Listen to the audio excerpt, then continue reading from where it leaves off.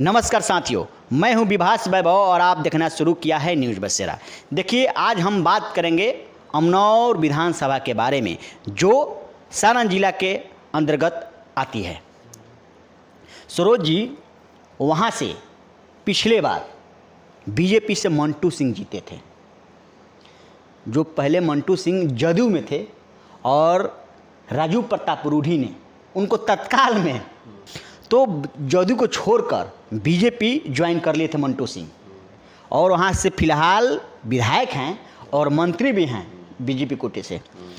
तो इस बार के 2025 के विधानसभा चुनाव में कौन बाजी मारेगा? राजद से आते हैं सुनील यादव जी, सुनील राय जी, जो अभी जिला अध्यक्ष हैं।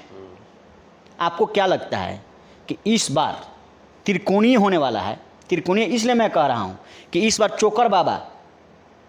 चोकर बाबा जन सुराज से लड़ने जा रहे हैं। सबसे बड़ी खबर बता रहे हैं आपको, जन सुराज से लड़ने जा रहे हैं चोकर बाबा।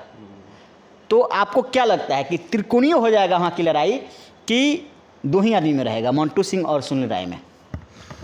पहले तो मैं सभी न्यूज़ बसेरा देखने वाले दर्शकों को नमस्कार करता हूं।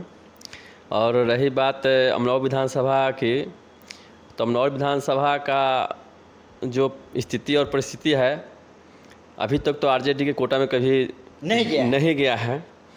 पहले से जदयू उस पर हावी रही है, और जब बीजेपी के खाते में गया उस सीट, एक बार चोकर बाबा जीते हैं, हाँ, बाकी मंटू सिंह जीते आ रहे हैं। हाँ, एक बार बीजेपी से चोकर बाबा जीते थे, और दूसरी बार जब बीजेपी का टिकट वहाँ मिला उस अमनौर विधानसभा में, तो वहाँ से मंटू सिंह को लाया गया। टिकट तो अब बन के आया था चोकर बाबा के नाम से ही, वहाँ से दिल्ली से, लेकिन यहाँ पर खेला हो गया। खेला करने वाले सबको जानते हैं राजू प्रताप रूढ़ी। हम खुल के बात करते हैं कि राजू प्रताप रूढ़ी थे उस खेला करने वालों में, है ना। सुशील कुमार मोदी बता रहे हैं, सुशील कुमार मोदी चाह रहे थे चोकर बाबा को, और आया भी था वहाँ से, हाँ, दिल्ली से उनका ही नाम आया था। लेकिन यहाँ आनंद फानन में मंटू सिंह को जाकर जदयू से रिजाइन दो, बीजेपी में ज्वाइन करो और टिकट से तुम रातों रात खेला कर दिया राजू प्रताप रूढ़ी, उनको टिकट दिलवा दीजिए मंटू सिंह को। तो इसी तरह हमारे अमनौर विधानसभा के चुनाव में भी खेला हो जाता है ना, खेला हो जाता है। यही दिक्कत है, क्या ये खेला हो जाता है। मैंने सब दिन शुरू से रहता है कि हाँ हमारे सुनील जी जीत रहे हैं, जीत रहे हैं, बाद में खेला हो जाता है, लास्ट में जाके खेला हो जाता है। पता नहीं वहाँ पर सुनील जी कहाँ पिछड़ जाते हैं, कहाँ चूक हो जाती है उनसे, कि हर चुनाव में, पूरे चुनाव में इस बार चोकर बाबा है। देखिए, चोकर बाबा इसके पहले भी निर्दलीय लड़े थे, लेकिन आपकी इस बार जन सुराज से हैं।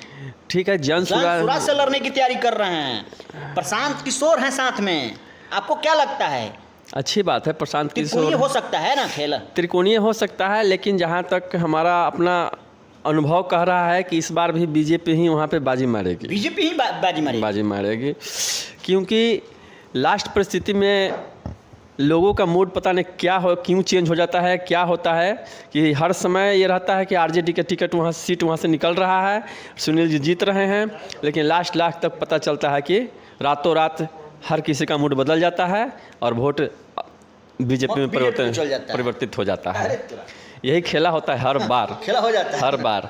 हम लोग तो सोचते हैं कि कभी एक बार आरजेडी भी वहाँ से जीते और आरजेडी का प्रत्याशी जीते, ताकि अमनौर में कुछ अच्छा काम हो। क्या अभी तक काम नहीं किए हैं मंटू सिंह? काम नहीं किए हैं। देखिए, हम का मतदाता हैं, वोटर हैं, इस नाते से मैं पूछ रहा हूँ कि मंटू सिंह जब से विधायक बने हैं और इस बार तो अभी मंत्री बने हैं पहले, तो अभी तक काम क्या देखने को मिला? देखिए, हम तो अमनौर विधानसभा के वोटर हैं, वहाँ के रहने वाले हैं, ठीक है।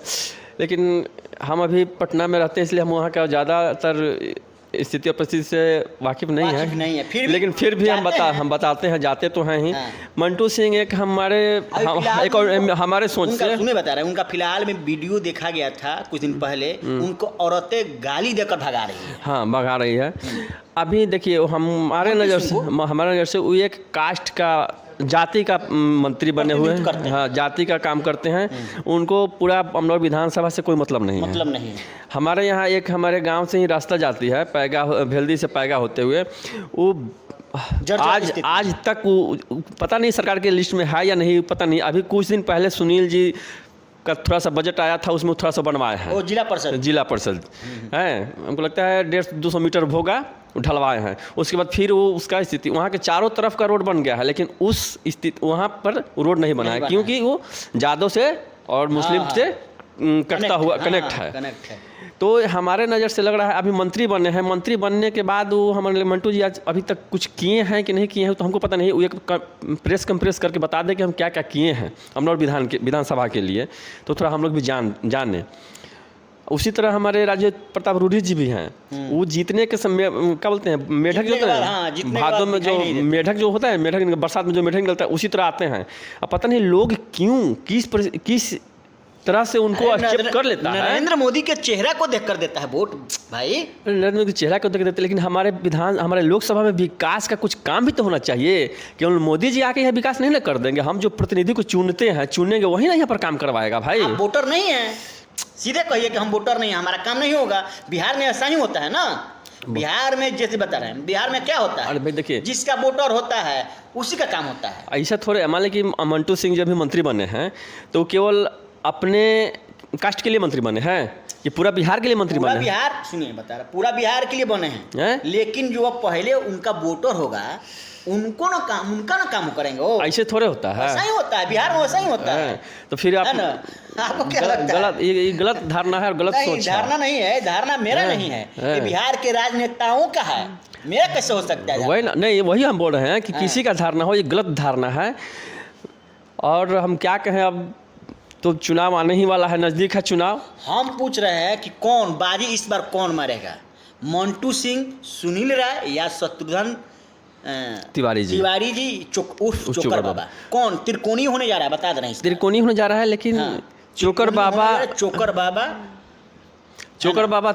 3 नंबर पर रहेंगे। 3 नंबर पर एकदम 3 नंबर पर रहेंगे चोकर बाबा। और लड़ाई यही 2 आदमी में रहेगा, 2 आदमी में लड़ाई रहेगा, ज़्यादा मार्जिन का नहीं रहेगा। नहीं, इस बार इसके पहले वाला चुनाव उठा के देखे ना। मेरा आकलन ये है कि चोकर बाबा मंटू सिंह का वोट काट के आरजेडी को फायदा पहुंचा सकते हैं। हम बड़ी खबर बता रहे हैं। सुनिए ना, इसके पहले भी जब निर्दलीय लड़े थे ना, तो यही लोग अनुमान लगाया था।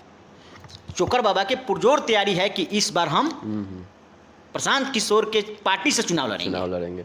अच्छी बात है, चुनाव लड़ेंगे, लेकिन अब अमनौर की जनता के क्या मूड है, हमको तो बार बार यही सुनने को मिला है, चाहे बार बार देखने को हर विधानसभा चुनाव में, कि इस बार सुनील जी जीत रहे हैं, लेकिन लास्ट में जाकर वही हो जाता है जो नहीं होना रहता है। लेकिन अब इस बार जब जनसुराज से चोकर बाबा लड़ेंगे तो ये तो तय है कि कुछ न कुछ।